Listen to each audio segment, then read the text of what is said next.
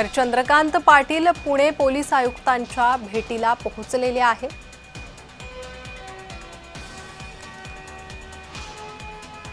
Chandrakant Patil Pune police आयुक्तालयांच्या भेटीला पोहोचलेले आहे। पुणे पोलीस आयुक्त आणि चंद्रकांत पाटलांची ही भेट।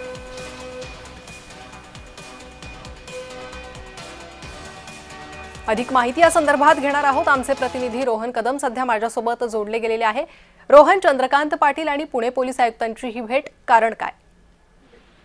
प्रणिता, खरं तर उशिरा का होईना पुण्यातील या दोन्ही वरिष्ठ मंत्र्यांना जे आहे ते पुण्यातील कायदा आणि सुव्यवस्थेची परिस्थिती जी आहे ती काहीशी बिघडल्याचं समजलेलं आहे आणि त्यानंतर आता हे दोघा जणांनी आज पुणे पोलीस आयुक्त अमितेश कुमार यांची भेट घेण्याचं ठरवलं।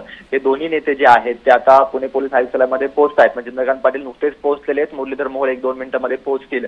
पुण्यामध्ये ज्या पद्धतीने मागील काही दिवसांपासून सातत्याने गुन्हेगारी पार्श्वभूमी वाढते, गुन्हेगार वाढतायत, अल्पवयीन तरुणांच्या माध्यमातून मोठ्या प्रमाणामध्ये गुन्हेगारी जी आहे ती केली जाते।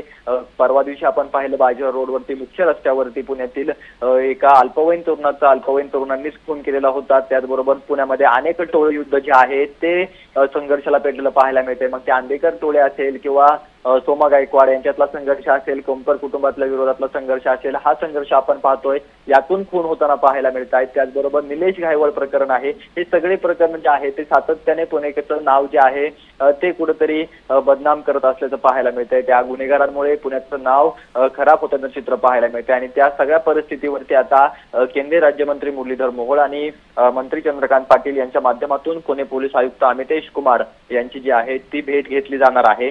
थोड्याच वेळामध्ये केंद्रीय राज्यमंत्री मुरलीधर मोहोळ येतील आणि त्यानंतर यांच्यातल्या बैठकीला सुरुवात होईल। काहीतरी ठोस या बैठकीतून निष्पन्न व्हावं, काहीतरी ठोस अशा पद्धतीच्या सूचना ज्या आहेत त्या पुणे पोलिसांना मिळाव्यात आणि त्यानंतर पुणे पोलिसांनी जी आहे ती सगळ्या कार्यवाहीला सुरुवात करावी अशा अपेक्षा जी आहे ती या भेटी दरम्यान पुणेकरांकडून केली जाते। त्यामुळे आता या बैठकीमध्ये नेमकं काय होतंय, या बैठकीच्या माध्यमातून काय सूचना ज्या आहेत त्या या मंत्र्यांकडून अमितेश कुमारांना दिल्या जात आहेत, पुण्याच्या पोलीस आयुक्तांना दिल्या जात आहेत। अगदी रोहन, त्यामुळे चर्चा काय होते आणि त्यानंतर पुण्यातली गुन्हेगारी खरंच कमी होईल का, उपाययोजना करण्यात येईल का, हे पाहणं महत्त्वाचं आहे। धन्यवाद तुम्ही दिलेल्या सविस्तर माहितीसाठी।